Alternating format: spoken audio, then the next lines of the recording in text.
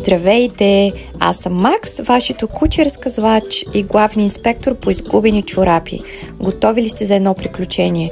Дръжте си чорапите, буквално. Всичко започна една сутрин.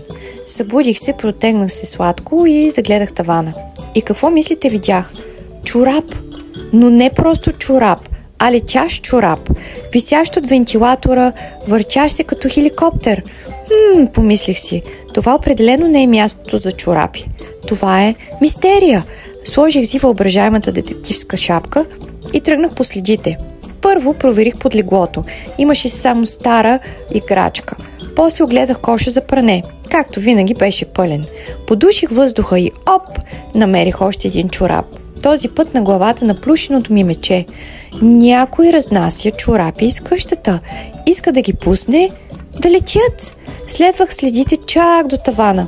И кого мислите заварих там? Моята собствена опашка. Шегувам се. Беше моят малък приятел Мишлето Снежи. Тя беше построила мини самолет от лъжици, сламки и чорапи.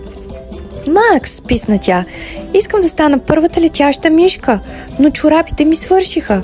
Аз се разсмях. Представих си как една мишка лети с чорапи като крила. И знаете ли, беше супер. Така че дадох един от любимите чорапи на стопанина ми. Снежи, излетя! Самолетът ти направи една обиколка из стаята, кацна точно върху възглавницата ми и всички започнахме да пляскаме с лапички и миши ръчички. От тогава, всеки път, щом вижда чорап на странно място, се усмихвам и си казвам, може би някой просто се учи да лети. До следващия път! С вас беше Макс, кучето с нос за чорапи, сърце за приключения и любов за кокали и луканка. Ако тази история ви е харесала, абонирайте се за канала ни. Хубав ден!